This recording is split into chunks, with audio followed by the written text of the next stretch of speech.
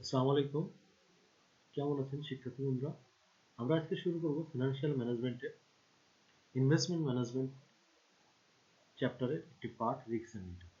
তো risk return একটা প্রাথমিক অঙ্ক আমরা উদাহরণ নেব। এখানে প্রবলেম 1 বলা আছে stock X and Y have the following probability distribution of expected future return.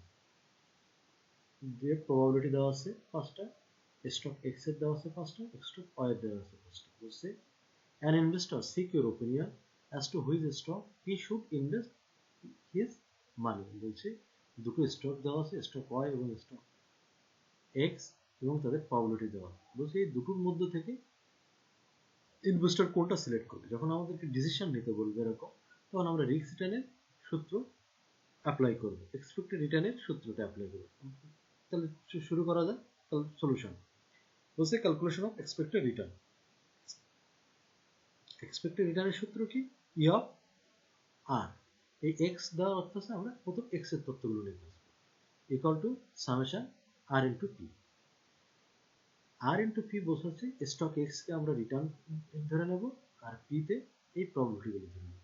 তাহলে দেখেন আমাদের প্রথম রিটার্ন কত আছে -10 ইন্টু প্রবাবিলিটি কত 0.1 প্লাস পরে রিটার্ন কত আছে 2 আর প্রবাবিলিটি কত আছে 0.2, তাহলে ব্র্যাকেটে 0.2 প্লাস পরে রিটার্ন কত আছে 12, এখানে আছে 0.4 প্লাস এখানে 20, এখানে 0.2 প্লাস এখানে 30, এখানে 0.1 দিয়ে 10 মাইনাস 10 ইন্টু 0.1 দিলে 1 হয়।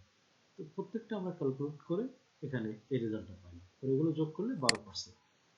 সেম ভাবে এখন যদি আমরা সামেশন আর অফ হয়, এই আর অফ হয় মানে আমরা পরে ওয়াই এর তথ্যগুলো নিয়ে কাজ করব। এখানে ইকুয়াল টু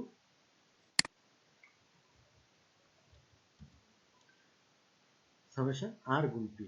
আর বলতে এই ওয়াই এর আর গুলোকে নিয়ে যাবে, পি বলতে এই একই প্রবাবিলিটি থাকবে। সেম ভাবে আমরা এক্স এর মতো ওয়াই তথ্যগুলো এখানে বসাই দেব, দিয়ে ক্যালকুলেট করে 14%।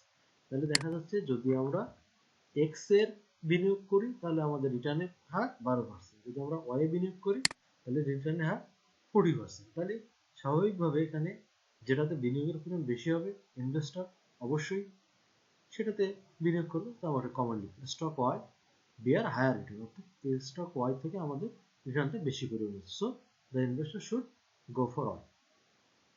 আজকে এই পর্যন্ত, দেখা হবে নেক্সট ক্লাসে।